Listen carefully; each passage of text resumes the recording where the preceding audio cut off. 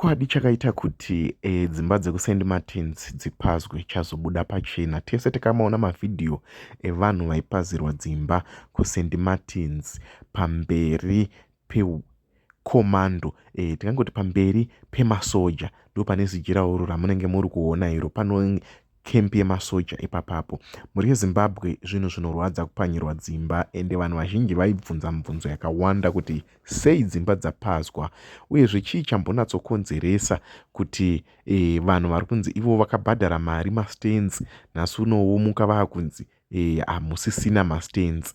So pane mutauro wazobuda pachena wandoda kuti munzwe uyu. Toda kuti tese tinatsonzwa mutauro uyu takanatsovhura nzewe. Muri Zimbabwe panapa tinokukandirai zvinhu zvinenge zvichipisa pano pafire moto. Gara wabaya subscription button kana uri munyowani uchangosangana nechannel ino. Yes, hello good people. So today we want to talk about St. Martins. Yes.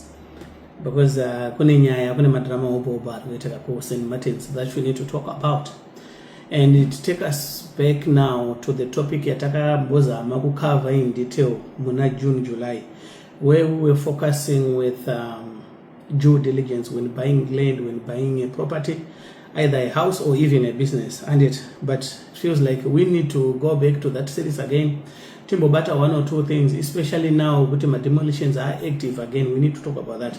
But my focus today is St. Martins, because we need to understand what really happened in St. Martins, because mukacherichedza now now pana land ownership apana dispute, and it land there at city council. It's well documented, it's listed or qualified as municipal land muma statutory records enyika, and it apana mvunzo ipapo.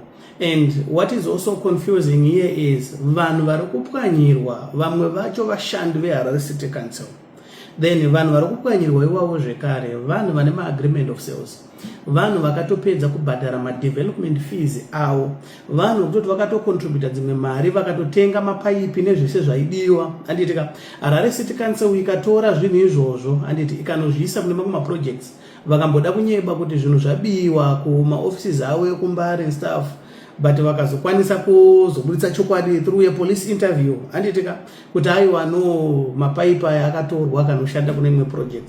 So mukachitarisa nawo kuti there is a history of deceit, there is a history of undercutting between Harare City Council and the residents of St. Martins. But this portion of land yatoda kufocusana nezvainasi, muchacherechedza kuona kuti iland yekuti yagara itori nenoise. So kuti munzwisise kuti zviro zviri kuitika ku St. Martins anditika, obviously we know very well kuti vanhu vamwe vane mapepa avo akakwana stuff, but still vapwanyirwa anditi.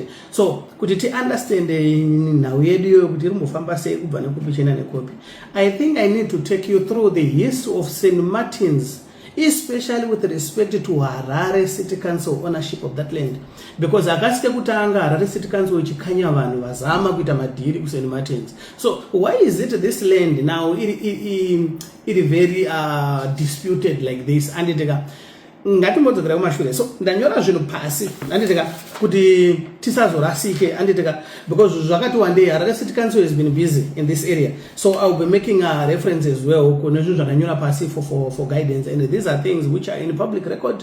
These are things yekuti dai vanhu vakaita due diligence vasati vatenga mastand kuna St. Martins yayo mainzwisisa anditika kuti why vasvika pavari nhasi, because the red flags were there from day one.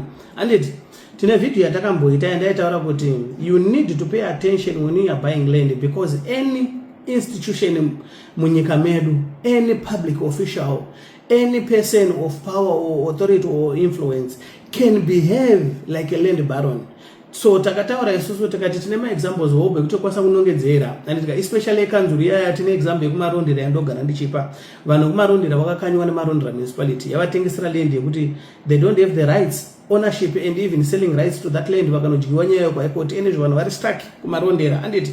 Tine another example again ye Ministry of Local Government and Public Works vakatry kuita zvikiribidi vaida kutora land yegolf course iri kuHatfield anditika land iyoyo which belongs to the army, and it only took the army kuti ishandise a statutory instrument an instrument of law so that they can keep their land, because the Minister of Local Government yanga to skillful land yo, and the land yo yanga to advertise wa ichito chekwa ma agro plots mu Hatfield. And I also gave you another example as well. The Ministry of Transport yemaskandau eku Whitecliff yekuti vanhu vaitobhadhara mari dzaenda Ministry of Transport vaivana mabusiness awo akazopwanyirwa along Bulawayo Road. And vanhu vangu vane paperwork yakakwana. A Ministry of Transport which was behaving as well here as Ellen Baron ndikakutorai back ku Whitecliff ikoko tikati isusu hurumende paita muramba tsvina, andika 2005 ichipwanyira vanhu zvaitika zvezvezvia, anditi hurumende yakazongotora vanhu yapwanyira yakanowagadzika mupurazi rana Pfugari. That was the government itself behaving like a land baron as well, zvekuti zvakatora even up to now is still ongoing. Zvakatora makore kuti zvizogadziriswa vazoita settlement yavaita $40 million yavakazoita nana Pfugari and stuff, all those things. But these behaviors, you put any institution, any office in Zimbabwe can behave like land baron. I think message yandagara ndikungotaura but vanhu tinenge tine nharo zvedu, and that is the very same situation that is happening as well ku St. Martin's as well. This is a Harare City Council behaving like a land baron. Obviously you will see as we go along, and kuti the Harare City Council is trying to distance itself as well from fiasco dziriko and stuff. Even the mayor on the interview yawakaitwa musi wa 15 August he couldn't confirm nor deny, and mashenanigans are kuitwa na Harare City Council ku St. Martin's. And so yeah, we get emotional because these are the things we are saying every day, and people are still, falling into these traps, because obviously I understand we are desperate, we want land to kugara and stuff. So chino chese chinoita kunge chiri fast chiri easy kwatiri zvino zvatange zvinoita kumeka sense, but muchaona kuti it will take us back kuma topics andakacover, especially in June, but I focus on due diligence. You will see kuti a lot of things zvirikuitika panapa zvazvotisa problems anaya zvinhu zvatakataura, including zvemastenza muri kutengeserwa $30 aya, because ndo same scheme iyi aditika ngatiende yedu titiwo tisarasike nyaya yedu. Anditika so panotanga madrama now eHarare City Council neku Martins 2016-2017 mukacherechedza ipo pane drama rakaitika between Harare City Council neNASA, because vangaita agreement yavanga waita kuti Harare City Council yenge iri kuzotengesera NASA 333 mastands. Zvakaitika ndezvakaitika, NASA ikanyudzwa mudhiri iroro, NASA vayasuduruka. Anditika madetails ekuti settlement yacho vakazoita say they are not public. So we know very well kuti obviously zvanga zvakucommunicatwa at the highest level, but NASA yakatoluza 333 mastands kuna St. Martin's, same land yatakutaura nezvayo nhasi iyi. Then 2019 ndo payakazochuya yakurowa kupovo patasvika nhasi panapa. Anditika 2019 kwabva kwagadzirwa a pay scheme yainzi Happy Housing Pay Scheme. So Happy Housing Pay Scheme iyi now ndo imwe futi zvekare kuti ukada kutarisa documentation iripo, it defeats the whole argument ikuitwa na mayor yekuti ma layout plans angasiri approved and stuff, because ukatarisa kuti apa even in the High Court ma records aripo, there is a layout plan yai allocate ma stands aya a Happy Housing Pay Scheme aya it under record TP2F/CR/022. This is on record an approved lay plan by the Harare City Council. Yavari kuti haiko nhasi, because ndo argument yavari kuti haiko animona, but itori ma documents even eko High Court as well animurikuona. So from there now the agreement of that layout plan now yaita kuti ma stands achachekwa ma 300 square meters to 2000 square meters. This is where it gets interesting, because if you look at the argument that is being placed by Harare City Council today, some of that land was never designated for residential places. So we don't know what the 300 square meters awaichekera vanhu aya vaida kuedza kuita sei nawo animurikuona. But mu pay scheme iyoyo ya 2019 iyoyo, anditika 30 of those first allocations vanga vari vashandi veHarare City Council, so vari kudyanana pachezvavo kuHarare City Council ikoko. But zvakachiitika ndezvakachiitika nawo, because scheme iyi ndoda kuti munzwisise ndo yakafana nenye kunzi uyambhadhara ma $30 iyaya pamwedzi for 56 months 70 months whatever zvamuri kuirirana zviya, anditi ndo the very same scheme ndo mabhadharira aita vanhu animurikuona. So now tasvika at this stage yandaikupai warning kuti ma schemes I need to be very careful kana uchidhila nawo, because vanhu vapedza kubhadhara mari yestand, vapedza zvekare vanhu ava kubhadhara mari development fees, but right now vakutopwanyirwa, vakutonzi vari illegal animurikuona. Tichakudzokera kunauye ma $30 kwenyu ikoko. And so zvachiitika nawo kubva 2019 kusvika patava nhasi scheme iyoyo yakabva yainvedwa. So Harare City Council argument yawo yavari kuplace, if you look at all the public press releases and notices that are circulating as well, Harare City Council iri kuti kune land barons land syndicates ari kuoperate within Harare City Council vakatanga kuchiita allocate mamwe mastands imomo. So mukachita sama demolitions atangwa musi wa14 ari kutageta vanhu in two brackets. Bracket rekutanga nderekuti kune ari kunzi unauthorized or unallocated stands ndoye vanhu vakapinzwa land baron. Then kune vanhu vari kupwanyirwa vari kufola mu bracket rekunzi unapproved development, ndo vanhu vari kunzi vanhu ivo vakaviolate a high court order yakapiwa muna November. We'll talk about that. Ndo vanhu zvekare ivavo kuti vari kuvaka pasina ma-approved building plans, pasina rinonzi certificate of servicing. Ani murikuona, so wavha wangochibatanidzwa wese whatever is happening there. And then 2022 tafamba kubva 2022 musi wa6 July ma-residents ekuSt Martins uku nawo avadedza Harare City Council for emergency meeting kuti aiwanoka tapedza kubhadhara isusu ma-development fees edu tapedza kubhadhara staff, but why asati taakubvumidzwa kuti titombovaka. Ndobambade nyaya. This is June 2022. Then the spokesperson there actually confirmed in an interview yakaitwa neNewsday, anonzi this guy anonzi Innocent Ruvende, he is the spokesperson of Harare City Council. He confirmed kuti project yekuSt Martins yakanga yamira because yakamirira pa stage ye road clearance nekublaswa kwamatombo kuti va service area iyoyo, because there was no an account that was ring fenced to fund this project. This is a very tricky now. This is where people we actually not happy with Harare City Council, because when we are kubvisa mari vatone ma receipts, even on wenda kuri kupwanyirwa kuSt Martins right now, if you go there vana ma receipts eku Harare City Council. So mari dzese dzavari kudonata now ndo pama kuzokuti vanzi hatina kugrade road, hatina kugadzirisa road kana kublasta matombo ana muroad, because hapana account iri dedicated for that. So mari yese ingeri kubviswa inge ichienda kupi. Ani murikuona, so ndo paunoona kuti kune zvakawanda zviri kuitika kuHarare City Council ikoko.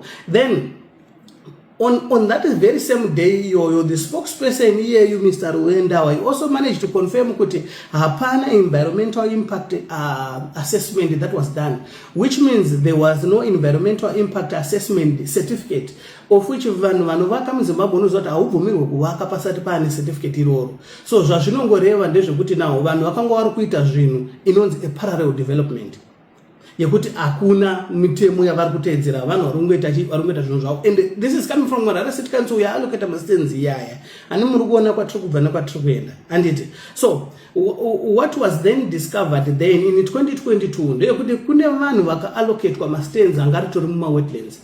Isusu tiri vagari vomuutaforce, so we know these areas as well. Tinopfuura nemo every day munana St Martins muya mutori ibani St Martins ani munoona ibani. So zveshuwa zvekuti kuna umwe vanhu vokuti vakaiswa mumukuti vakike ichokwadi hadzise nhema. And this was 2022.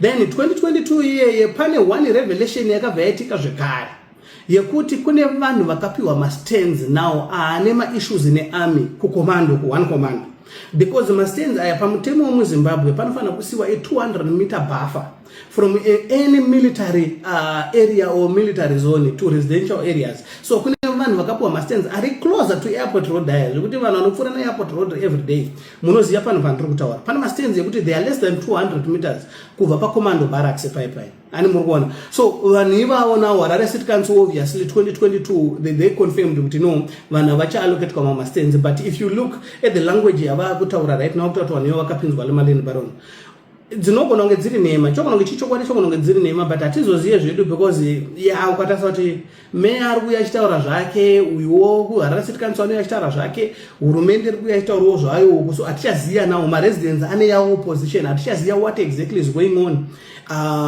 kuSt Martins. Then tafamba kubva 2022 handiteka kwanga kwakati zii tabva tachipinda 2025 ndiye ane noise dzatisvitsa nhasi.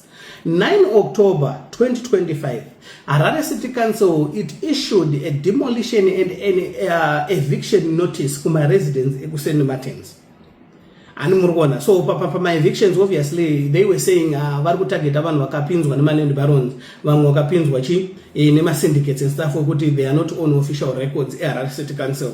Then demolitions anga ari ekubvira pakuti kune vanhu vakanga vatovaka dzimba vachitoziva kuti hapana environmental impact assessment certificate, hapana development building plan yaaprovwa, hapana certificate of servicing yaaprovwa, but people proceeded to build anyhow because munhu anenge aida pakugara ani murikuona. So vanhu vakabva vanoti kupwanyira because maita se muri kuita zviro zviri pamutemo. Then 320 of the residents there vakabva vabatana ipapo vatora Harare City Council vakaendesa kucourt. This is 9 October 2025.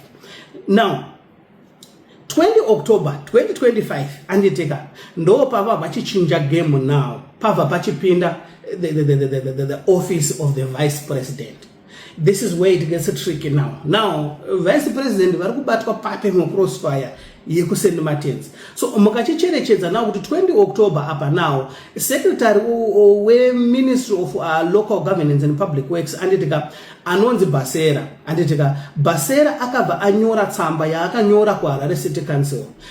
Tsamba iyoyo yaidimanda kuti Harare City Council itransfer land yekusend Martins ichiendesa kuhurumende, and not the whole of St. Martins.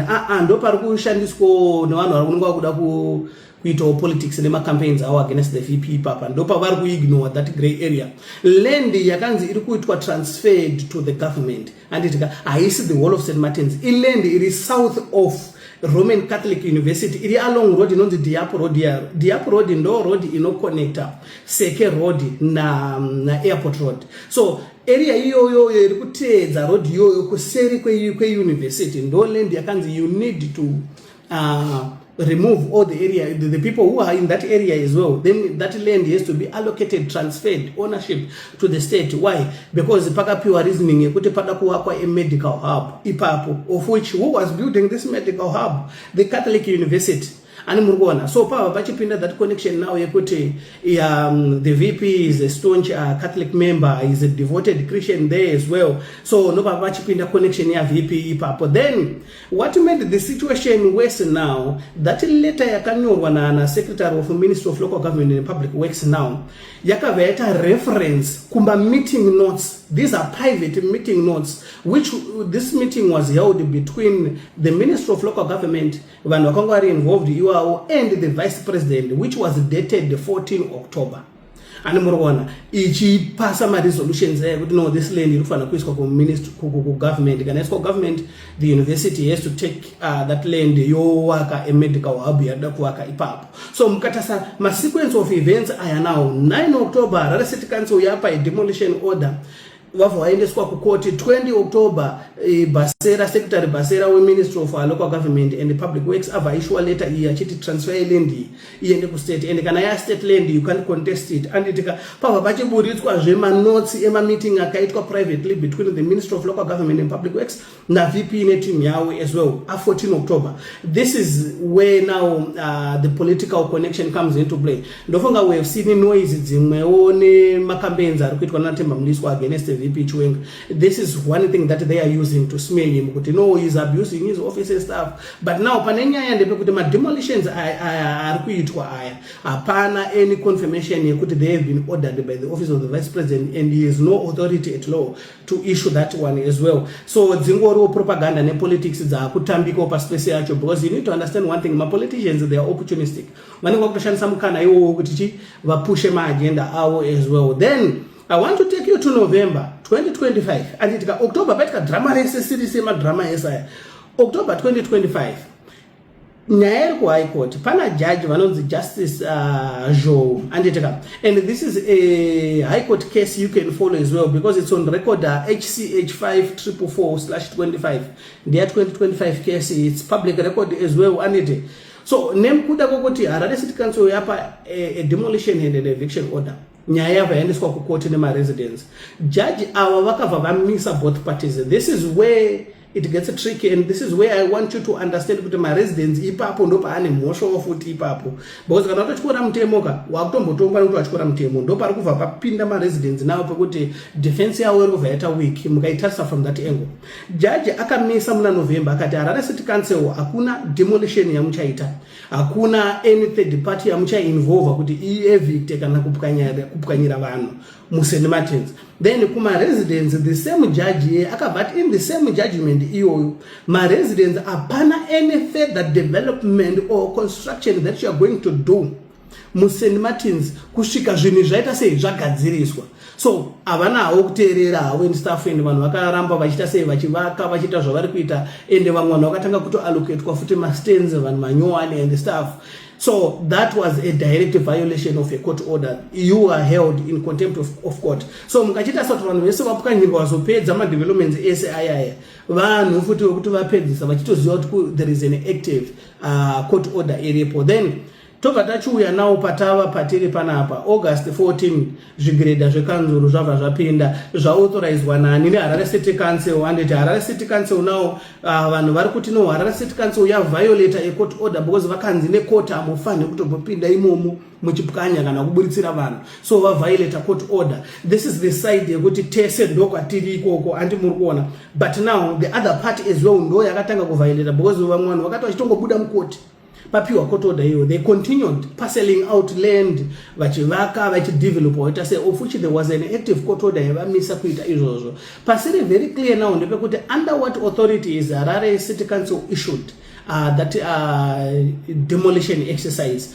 Did they manage to get a new court order? It's not on public. Apana arikuziya kuti zvabva nekupi chena nekupi. Then pamwe pano pasiri clear pada kujegeswa zvekare ndepekuti land iyi yazotransferwa here ownership yayo from Harare City Council to the government sezvakanga zvarequestwa neMinister of Local Government and Public Works ipapo apasati pajeka. Then the Roman Catholic yabva yaramba ikati no isusu we are not interested in that land as well, maybe kwa manager politics, we don't know what is going on there. So mukachita sort now there are 4 parties now that are involved in that piece of land yoyo. Tine Roman Catholic, tine the office of the VP, then tine Harare City Council in there, then to Atatama residents, 4 parties which are involved who are now fighting for that land. Where does it take us? It takes us to my point yaloga ndichitaura every day kune vano follow this platform anditeka stay away from disputed land. Due diligence yakakosha kuti kana land iri ine inonzi a notice of dispute ku High Court, kana land iyoyo ine contestation iri kuitika on ownership, iwewe kunyangwa nduri desperate udapo kugara pakaita say stay away from that land, ndo pakakoshera due diligence ipapo.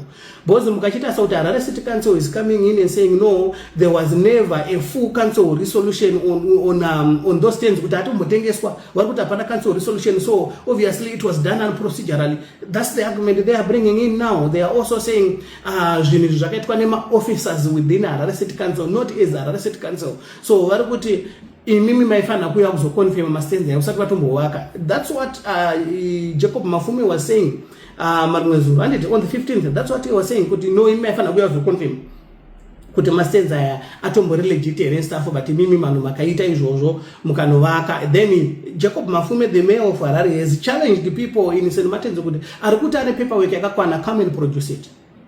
Ani murikuona arikuti pane ma development plans anawo akamutendera kuvaka, arikuti ane a certificate of servicing yaanayo, arikuti ane environmental impact assessment certificate yaanayo, ngaauya achiiproducer. Agreement of sale haiku authorize kuvaka. That is their argument. Then ma receipts yekuti maibhadhara for development fees and stuff, they don't give you a right to build. So now pane nyaya ndepapa pekuti ndopandogara ndichikupai warning kuti due diligence yakakosha. Harare City Council is now throwing the law at people, because obviously at law haushande ma feelings eka panongoitongoiswa on this documentation yaunayo wakutanga kuburitsa ma affidavit ne agreement of sale stuff azvishande kana ma courts izvozvo panenge pakuchishanda kuti okay iwe wakambenga here une ma rights to build on that land. No, so hauna nyaya. Ani muri kuona anozonyura ndiani now ma residents, ani muri kuona. So ndosaka ndichigana ndichitaura guys, stay away from disputed land. Anditika due diligence services vanenge vachidzida munoziva tokuitira ende totokuchaja mari futi, anditi pane kuti uzoluza mari yako, anditika nezvimwe zvinhu zvekuti it's avoidable, especially the case of St Martins. Takatombova off kwamastenzi ekuSt Martins aya when I looked at the paperwork no izvi nazvina kuchena izvi because unotarisa kuti history yacho yekuti Harare city council inenge inoda kutengesa land yoita ngesingade futi vasirivo vanhu vokutanga kudisappointwa neHarare city council kuseni matinza awo anomurikwana so ingori land yekutongoti ine noise then ungachizochitarisa paplanning nawo pagreater Harare master plan nawo area iyoyo haisi designated for residential areas as well, which is very tricky.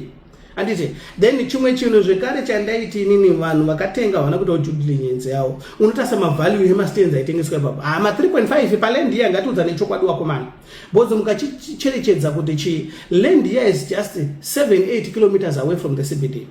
It's just 4 kilometers or 5 kilometers away from Harare airport. Then it's just a kilometer away from light industry, Greener side. And then it's also sharing borders with waterfalls, sharing borders with the Hetfield, sharing borders with Crembon, and also sharing borders as well with the Sunningdale. Wofunga kuti land yo unoiwana under $12,000 or $15,000 per 300 square meter inema.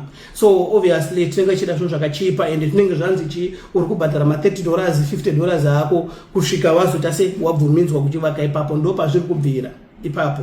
We are desperate for land as people, I understand that, but some of the red flags were very clear from the word go.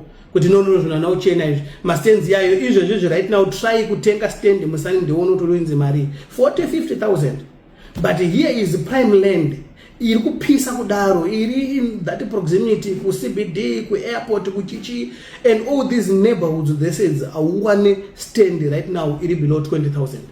Iwo wanze malendi yayo 3.5 3.6 whatever mari dzaiwirirana nadzo vanhu unongona zvasina kujeka. So nyaya yese inenge iri papi pakafoirwa pa due diligence. Obviously tinozouya pa social media tichida kushandisa the court of public opinion as well, anditika but nyaya dzitongo pa social media nyaya dzinoenda kuma courts vanhu vari kupwanyirwa. I feel for them, anditika but iwo ka violate court order, they continue building vanze vamire.